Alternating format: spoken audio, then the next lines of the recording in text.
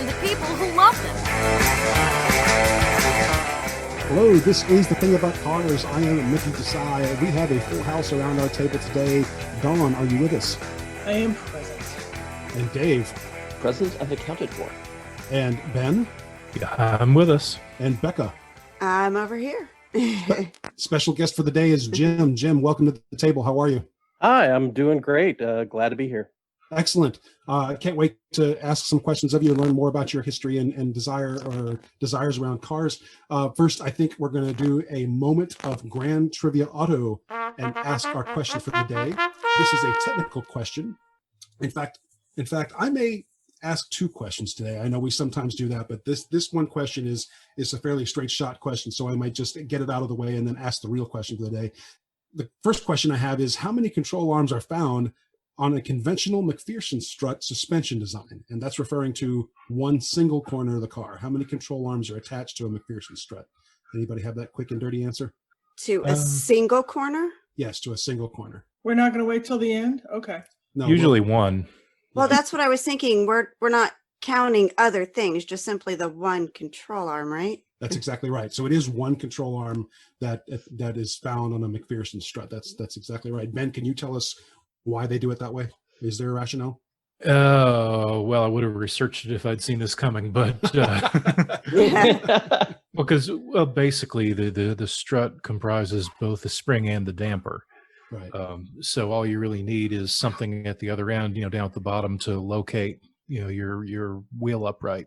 Right. Exactly. Okay. So let's do our actual Grand Trivia Auto question for today. Okay. Here it comes. Yeah, here it comes. So all Nissan Xteras have an asymmetrical tailgate design with a protruding bump.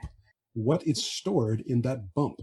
Is it a first aid kit, a Camelback water supply, a fold-out porta potty, or a lunchbox?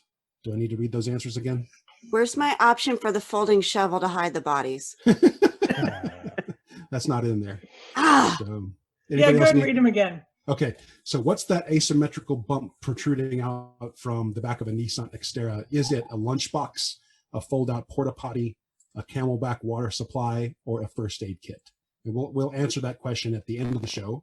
Let's right now do Ben's segment called That New Car Smell. Ben, what do you got?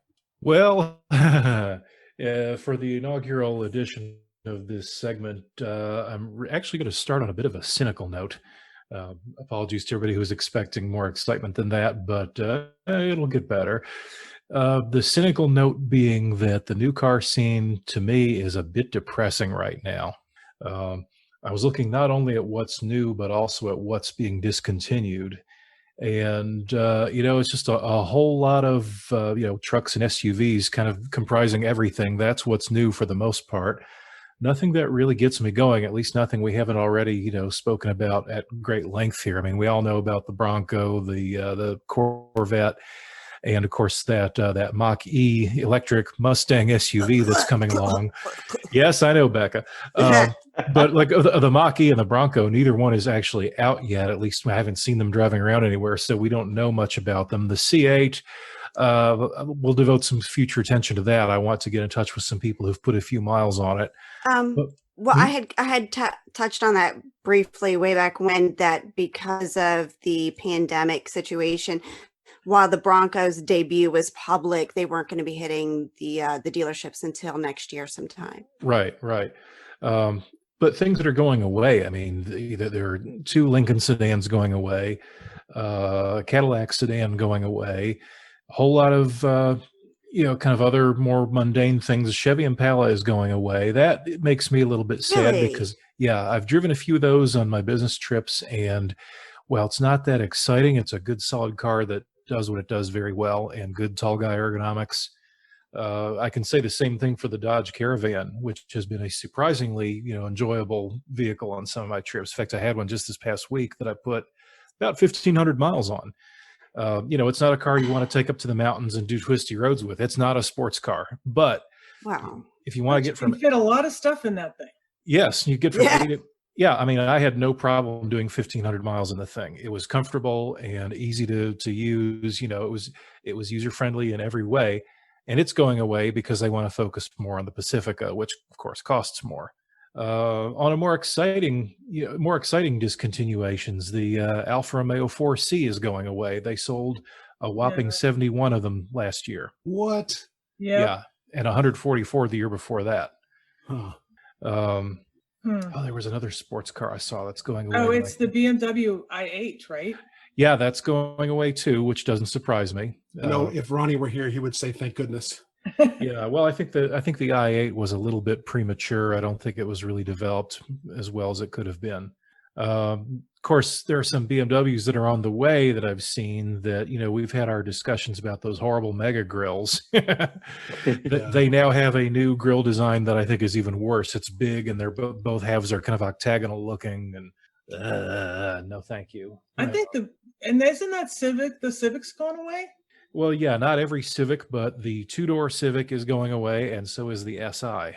That just surprises the heck out of me. I don't mean, understand. As far as the Civic goes, that's the cutest car. I'm not a Honda fan, but I'd rather have a coupe than anything else. Like, why would you else drive it? And the SI was, fabulous bang for the buck. Mm-hmm. If you want a sporty Civic after, 2020, your only real option is the Type R, which is, more money and more commitment. It's not as much a sporty regular car as much as the bones of a regular car that have had something a bit sportier and a bit less compromising built around them.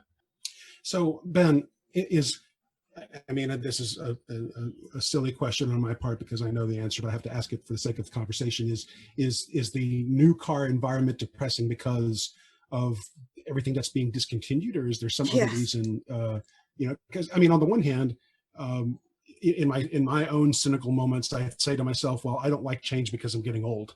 But then, if we're an actual car executive, would I be standing behind Honda's desk saying, okay, that's a good idea to get rid of the SI?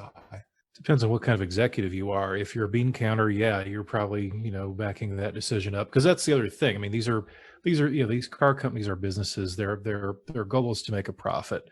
Return on investment, shareholder value, all that jazz. But that said, the whole scene, the reason I find it all so depressing is it seems like just another step in this, long march toward homogeneity.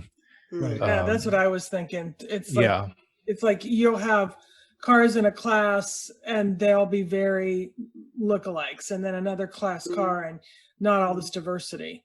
How many more, SUVs and crossovers, how many do we need, first of all? Right. How many variations on that theme do we need? Yeah, it's rather saturated. Well, I think also one of the things that you've got impacting it is the market dynamics, because I remember reading this great article in Forbes somewhere a year ago talking about how much the car companies are struggling in selling to millennials and Gen Z because they don't have the same passion for cars that boomers or Gen X did. And actually, a lot of them would just rather not own one.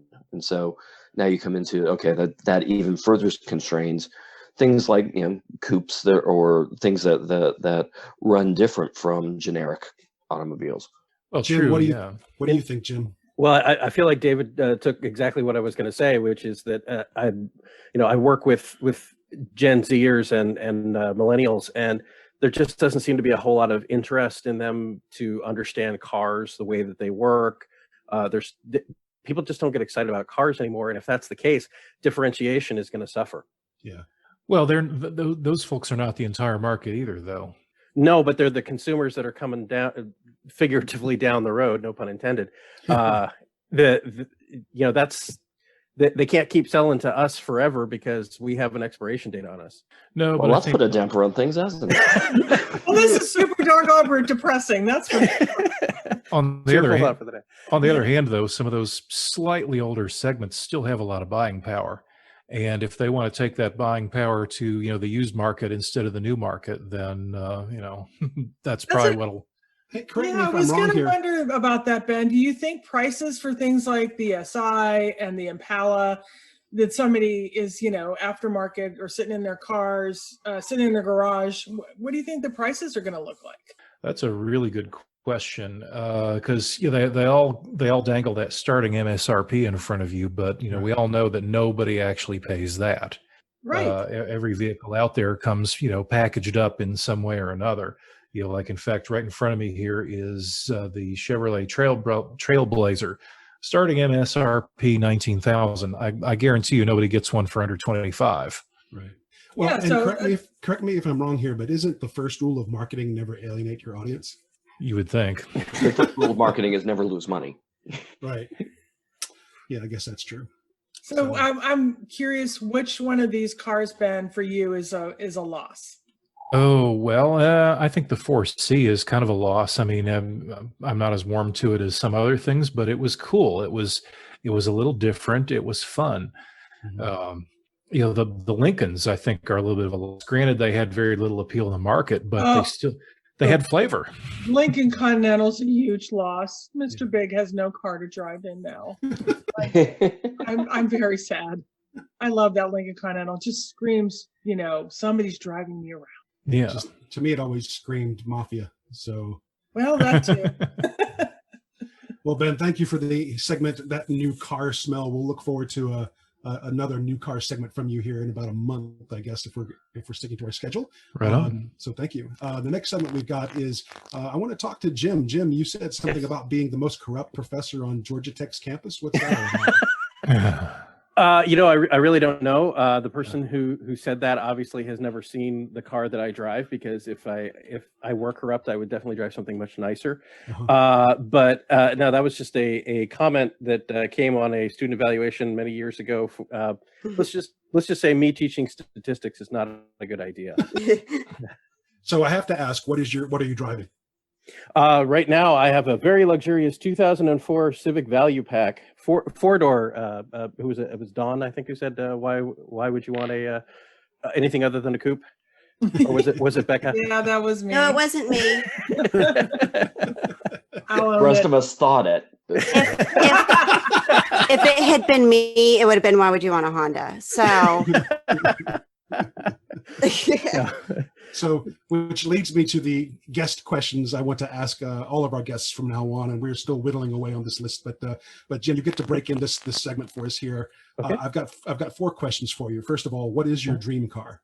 Well, in life, you have different dream cars at different times. When you're young, you're all excited about something really, like a supercar. The first time you see one, it really gets you excited. And of course, I was big into Ferraris. Then in midlife, you're interested in things like, you're moving more into something that is, I don't want to say more practical, but it's like transition. So I think I kind of transitioned into a Nissan GTR, the Skyline GTR. Sorry, the last before the Renault merger. Although they go to great pains to say it's not a merger. And so, but now for me, it's pretty much anything that runs. But if I could, maybe a Tesla would be nice. I think. Yeah. Okay. No engine noise. That's the downside on that. But I'd get something to simulate that. Very cool. Question number 2: where is your next road trip? Wow. Well, with all the excitement going on, we're not road tripping a whole lot of places. My road trips generally consist of taking the kids to see their grandparents in South Carolina. But if I could, my great dream of a road trip would be to drive the American West. There's a route that goes from New Mexico all the way up to Montana that has no traffic lights on it. Wow. Oh, interesting. Yeah. See, I've always wanted to do something similar, go around to the ghost towns out west. Yeah. Oh, that's fun. We've actually done that. Have you? It just sounds fascinating to do. It's anything. West is just a great car exploration. You can't do the West without being in a car. That's good. Question number 3 for you, Jim. What's the weirdest thing you've ever seen in someone's garage? In someone's garage. Oh wow!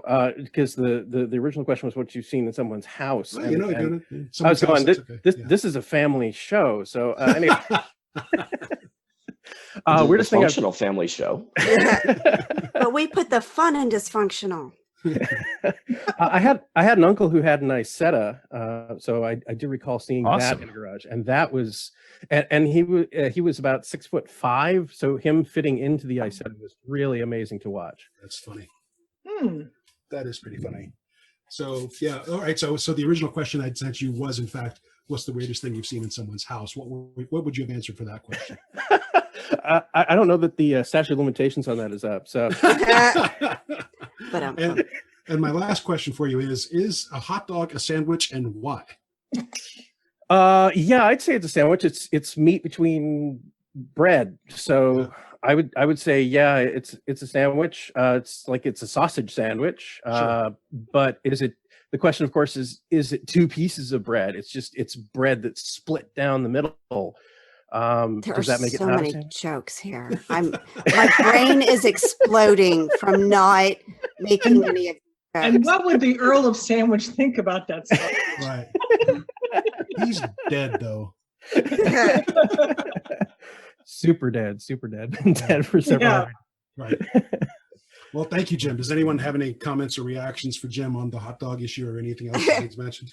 Well, I mean, a cheesesteak is the same thing. It's one bread that's sliced down the middle with all the meat inside. So, Technically, every loaf of bread or every slice of bread starts out as a loaf of bread. So I don't think you can play that. Oh, We my- don't bake individual slices. Hey, we're getting very theoretical here.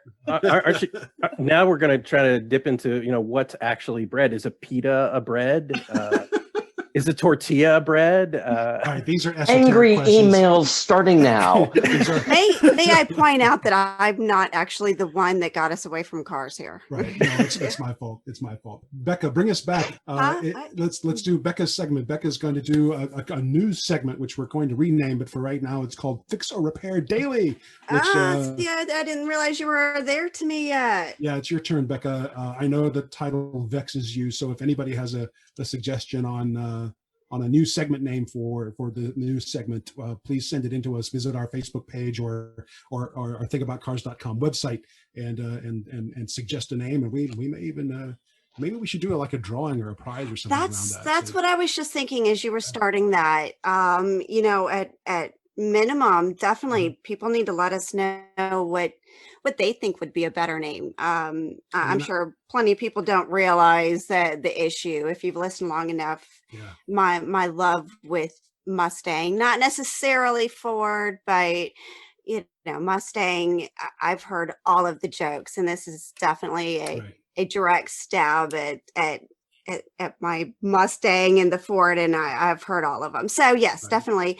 We'll just have to decide if we want to do some sort of drawing or what we want to do with that. Right. So if anyone does have a suggestion for the name of Becca's news segment, send it in. And at the very least, I've got a Thing About Cars sticker I can give you, and maybe a guest appearance on the show as well. I think that might be fun. I just don't have anything else that I can readily offer as a prize. We need to brainstorm on that. Yeah, we'll think about that. In the meantime, like I said, contact us via our Facebook page, The Thing About Cars, or thinkaboutcars.com. We have a contact us link there. Becca, please take it away. Well, the one that I have for you today, I'm just calling Where is Starman? If anybody knows who Starman is. According to carscoops.com, Elon Musk's first generation Tesla Roadster that was launched into space approaches Mars for the first time. Wow. The Tesla and its passenger named Starman was launched into space 2.5 years ago on a Falcon Heavy rocket. So I'm sure everybody, probably remembers that. They had some interesting little tidbits in there about various music playing in the Roadster and whatnot. So I'm reading through it, and as they say, I'll go by what they say. On October 8th, they made a, air quote, close approach with Mars. That is 0.05 astronomical units, which is just under 5 million miles. So, that doesn't sound close. But if that doesn't sound close, they are almost 37 million miles away from Earth. So relatively speaking, where they started out at, they are a lot closer to Mars than they are to Earth. My question is it close enough for Matt Damon to grab it as it goes by? there you go. What is Matt Damon grabbing it with? I don't know. He poked a hole in his suit and is flying around like Iron Man, remember?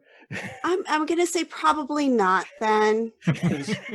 Has any of us not seen that movie, by the way? Because I haven't seen the movie, so I'm trying to get the reference. Sorry. Oh, I'm sorry. Big spoiler alert there. But anyway. No worries. Yeah, now I'm like, don't listen. No. I take that off my list. Oh my goodness. Okay. So there is a programmer named Ben Pearson that tracks Starman and his live progression in his Tesla Roadster. He tells Car Scoops that the car is currently 129 million miles from the sun.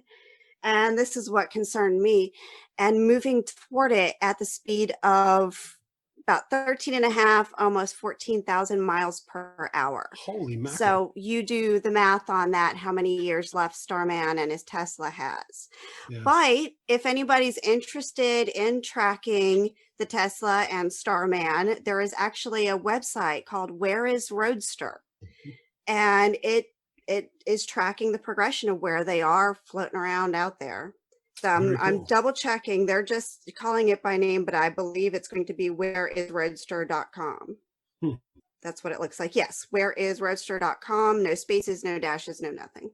Now, I haven't learned a lot about it, but I saw it when it launched, and I'm curious, does it have solar panels on it so that things keep... There was a note about a battery in there, and the battery was powering basically like the signal so that it could be tracked. I'm assuming that's what's doing the music, but other than that, I don't think much of anything is really functional. I mean, is it streaming Sirius or? So actually, it is. If the battery's still working, because I'm on the website, it's basically playing the same track over and over again. Yes, one in one ear and a different track in the other ear. It's the same tracks. Yeah. So basically, if it's still working, then the Starman has listened to Space Oddity 265,730 times. Ew. Well, there was two. And the other ear is Their Life on Mars. You will have listened to that 358,060 times. Jeez. Oh, Starman's going to need some help when he gets back to hear both of that at the same time. Well, listening to Space Oddity that much, he's coming close to my college roommate. He's definitely probably tired of hearing the same songs over and over again. Or Starman. I'm wondering, why did they put Starman in a sort of astronaut suit when they could have made him look more like the Stig? I mean, he's not breathing. But that was one of SpaceX spacesuit prototypes. Oh. So the point was it was more Tesla stuff. Well, the suit is all white from the looks of it. Mostly Yeah, anyway. it's close to the Stig. Looking, I think he does look quite a bit like the Stig in that. He's wearing a prototype of SpaceX's spacesuit, is all they go on to say. It doesn't really have a name. So will he eventually crash into the sun or be thrown out to a further orbit? And no, I'm too sad to do the math. If you sit there and do it, he's only got a few years. I'm gonna be optimistic there. I'm not sure what the original trajectory was. I don't know if he's going to fly out of the solar system or if he'll eventually get pulled into somebody's orbit. The predictions that I saw was that he was eventually going to either strike Earth's atmosphere or Venus and was going to burn up, and it was more likely Earth than Venus. that's what I was. Yes, exactly. Was he becoming space junk and then he'll just burn up in someone's atmosphere? And my optimism AAA is hoping that some like meteor, asteroid, whatever comes along and knocks into him and sends him askew, and he goes off to some crazy place.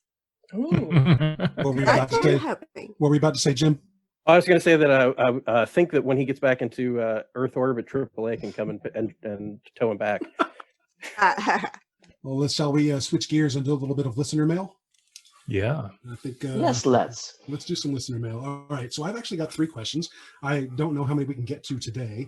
Our friend Robert asks a question. He says, why does GM keep canceling highly successful products like the EV1? It's gone. Saturn's unique union agreement. It's gone. The Volt. It's gone. What gives? Where to start with GM?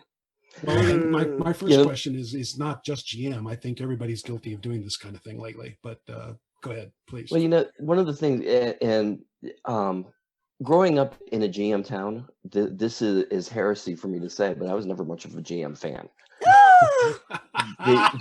Yeah, trust me, everyone who I'm related to in Dayton, Ohio is lining up to send negative emails right now. See, that's what I always have to watch. My family is all American Auto, and I have to be careful. Yeah. So, And my father was a Ford man, so that we were, so we were the redheaded stepchildren in the city of Dayton.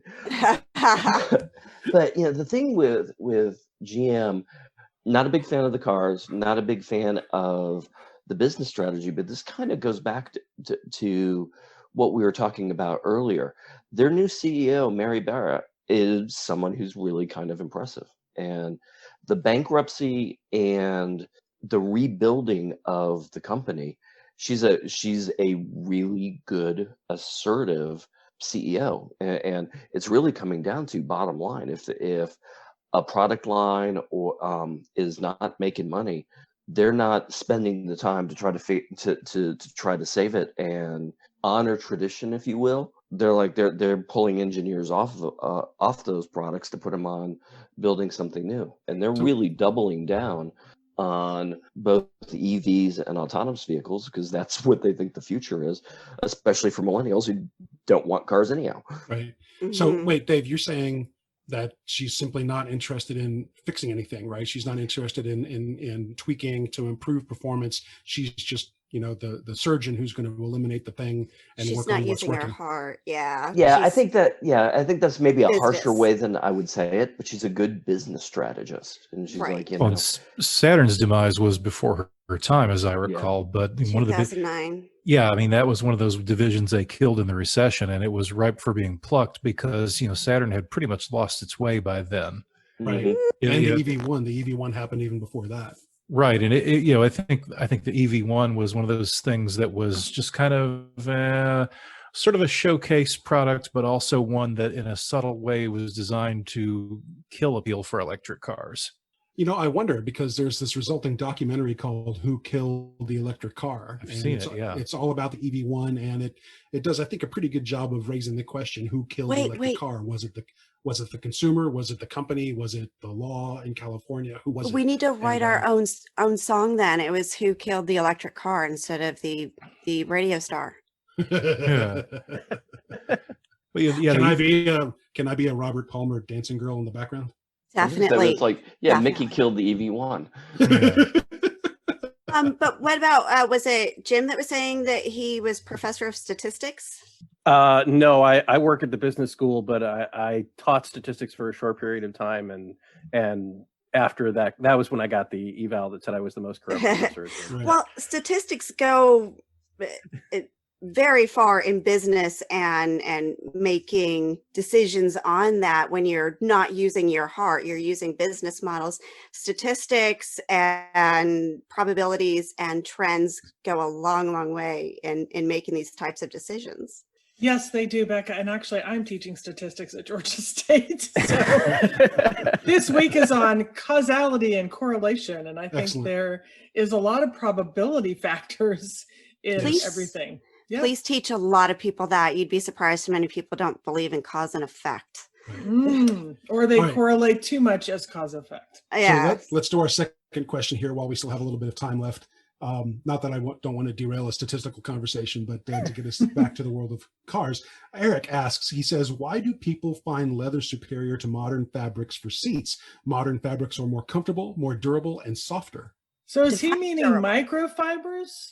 I'm not sure exactly what he's referring to, but I think in general, he is right. The world of textiles has advanced quite a bit, and leather in the long run really isn't as comfortable as some of the other stuff that's out there. It's certainly a lot harder to maintain than some of the other stuff that's out there. Right. Well, there's a little hair splitting there too, though, because most of the leather going into cars now is not even real leather. Right. Sure. I would like to answer this as the parent of twin boys.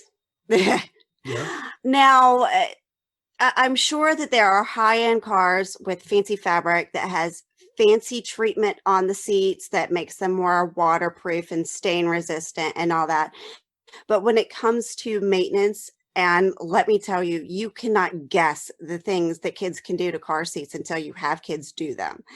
I still have not found anything quite as resilient as leather, as long as you are conditioning it that way. When the big wad of gummy bears melts and sticks the car seat to the leather, It's easier to take it apart and you only damage the car seat and not the seat of the car. Fabric, even with various like Scotch Guard and things, has not stood up as well to their testing. So that's my big thing. And I mean, you're right, especially in Georgia, things like leather and vinyl. And oh my God, do not get on those seats in Georgia summer. Because, Right. you know, Walk out with a second-degree burn on your thighs. exactly, you're exactly right. Fabric is, tends to be softer and not give you third-degree burns. So we're not quite disagreeing with Eric. I mean, we're all sort of individually saying that other stuff is superior to leather in some ways. But as a parent, I look for the leather just because I have seen the chaos that they have inflicted on my vehicles. Sure. But does anything except for leather and and leather can rip and tear too, but I feel like fabrics, you snag them and you got snags all over your seat. I had the last material car that I had, it just, when you got out, it seemed like that part of the seat was constantly being snagged. This, whether passenger or driver, it's that area that you're moving in and out of constantly gets rips and tears in it. Which also sort of lends its notion to that fabric is therefore easier to replace. Leather's super expensive to get reupholstered and repaired, but if I have to repair or replace a cloth seat cover, that's quicker and cheaper. I never really had the snag problem. I've had a lot of, cloth seated cars and honestly never had that big an issue with them. But I would think also, I'm getting this from clothing, if you ever get what we just refer to as a pull in like a shirt or a sweater or something, there's a tool where you can go in from the underside and pull that back through the fabric. And I'm thinking you got to be able to use that with a car seat too, right? Maybe there's an easy repair for the snags. Can I put on my business school hat for a second and answer what I think? Oh, of course. Sure, come on. I think it's a brand equity. I think that leather has built up a brand because it was superior to the things that you highlighted, vinyl and plastic and the early fabrics for such a long period of time. People have a tendency to prefer leather because they have always liked leather because it's always been available. And the new fabrics are having a hard time achieving recognition. Who other than total car nuts go out there and look at the covering on the seat? I don't think most people are looking at that. I think it's just kind of like, it's become common knowledge that you should go for the leather seats, even if that's not necessarily true anymore. Interesting. Oh, and Dawn, you know what you need to say here, right? No, what? The rich Corinthian leather. I was going to do that. Darn it, you beat me. I was waiting. I was waiting. You.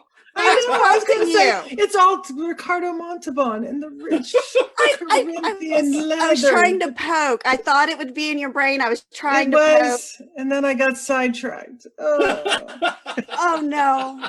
I know, my Cordoba. There was a period in college when I was much thinner that I could really rock a pair of leather pants until my roommate started until my roommate started referring to me as essentially rich Caribbean leather seats. That's a hard nickname. It's Corinthian leather. It's Corinthian in the Cordoba. There you go. Well, now if I try to rock leather pants, I look more like a Chesterfield sofa. Well, it didn't happen unless there's pictures. So pictures, please. Right. All right. Maybe. So All right, next question.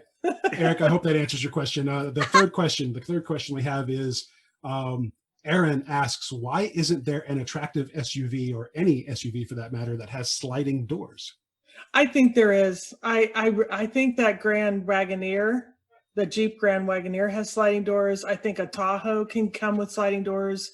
I think it's just super expensive. And anybody that's ever had a family member with a disability, you can retrofit those things to sliding doors so you can get a ramp in.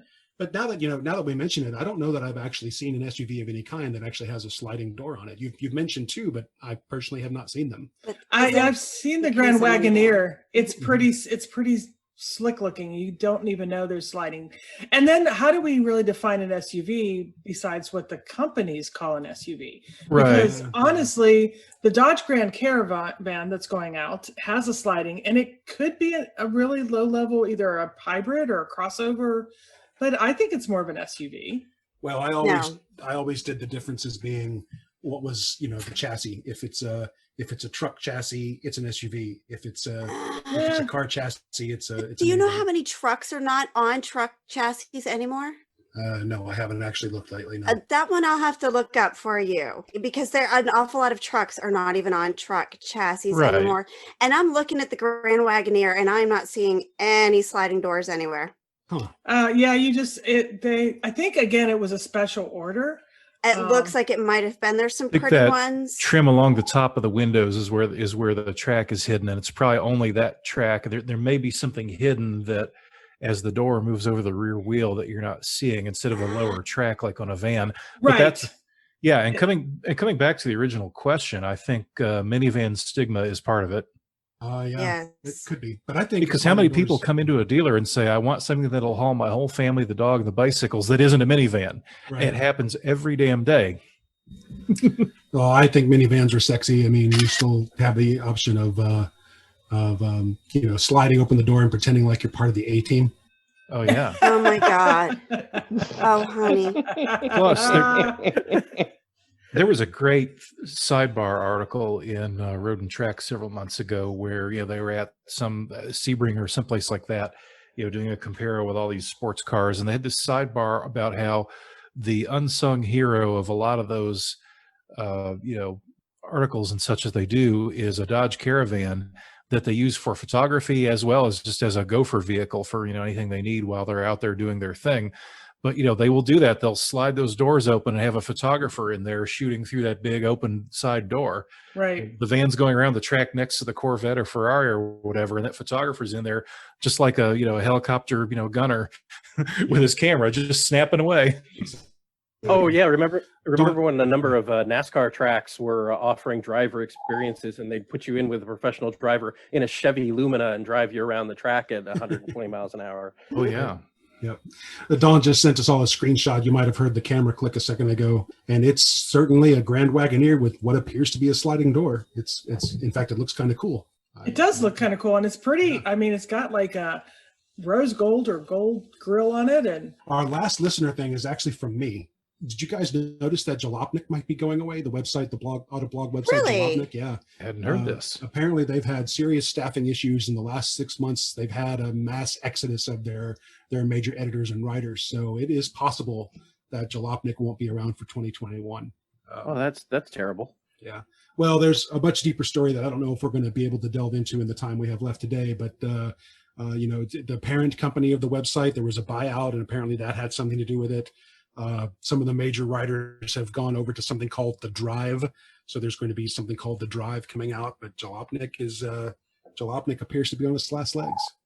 So, you don't hear a lot of people use the word jalopy anymore. I have one friend who consistently refers to her car as the hoopty. Oh yeah, I've heard that one. But all right, that's it for the listener viewer mail segment. Does anyone else have anything over that we should talk about before we finish this episode and do Grand Trivia Auto? I got nothing. In that case, let's wrap the show. It's time for the answer to our question, Grand Trivia Auto question. The question was, all Nissan Xteras have an asymmetrical tailgate design with a protruding bump. What is in that bump? Is it a Camelback water supply? Is it a first aid kit? Is it a fold-out porta potty? Or is it a lunchbox? Jim, you want to go first? Sure. Do I admit to the fact that I've cheated during this episode and actually looked up the answer? Oh, he's no. You are corrupt, sir. Brownie points for telling the unspoken truth. rule. That is an unspoken rule. We do not Google. So Jim will deliver the answer at the end in that case. Okay, but he knows it already. Yeah. But should I tell you what I thought it was before you gave No. It's No. You've been corrupted. You've been corrupted. Save it. Well, because before you gave the choices, I thought it was something completely. I thought it was the space for the jack, but right. Okay. So no, save the answer. I'll let you divulge the answer at the end. Jim. Becca, what's in that bump? Girth. I was okay. Now I can't just stop laughing. I was leaning towards the first aid kit. First aid kit. Ben, what's in that bump? I was kind of leaning toward a first aid kit too. David, what do you think? I was leaning towards the first aid kit. And Dawn? Oh, I'm going to be a contrarian. I'm going to say the lunchbox. The lunchbox. Jim, tell us what it is. The consensus has it was a first aid kit. That's correct. They put a first aid kit. In fact, some of the first Pathfinders had a similar, Nissan Pathfinders had a similar asymmetrical thing with the built-in first aid kit. So that's correct. Good job, I mean, everybody. it would make total sense, but it would be funnier if it was one of these other three choices. Yeah. Okay, again, pulling out the mom of twin boys. I would love it if it was a urinal. It would make road trips so much easier. So much easier. The thing is when you're a that boy, was- the world is your urinal. Your urinal. That's what I was I was going to Yes. gonna say. But they're afraid to pee along the sides of a highway. So Oh, Mom. All right, to our Well, listeners. you to know our what? Oh, sorry, Ben. The Honda Odyssey, some of them have a built-in vacuum cleaner. If you really are that bent, you could use that vacuum cleaner hose and pretend you're peeing on the space station. Oh my God. oh my goodness. Actually, Ben, I went a little bit more of a reasonable route and I went to the camping supply store and got some of the little portable handheld things. Yeah. But I'm very concerned. I'm thinking using that vacuum cleaner hose is just a shortcut to a 911 call. Probably. Well, right. I'm Probably. thinking the vacuum is electrical. You're spraying water into. I know there's all kind of visual. really bad acidic things that I'm So, thinking. It's time to wrap the episode. To our listener, please don't do anything lascivious with that vacuum cleaner and a Honda Odyssey. Please don't do that. And if you have any listener questions for us or comments or viewer mail that we can discuss on the show, please give us a call or not a call, but drop us a line via our Facebook page. Just search for The Thing About Cars on Facebook or go to our website. That's thethingaboutcars.com and contact us there. Usually we get back to you pretty quick. We'd love to have your questions and feedback on the show. Or maybe even if you'd like to appear as a guest, please join us. We would welcome that for sure. In the meantime, we all hope you and yours are staying safe out there in this weird, crazy pandemic world. Be careful. We'll see you again with another episode in about a week. Bye. Bye. Bye. Later. Good driving. Thank you for listening. This has been The Thing About Cars. We'll see you on the road.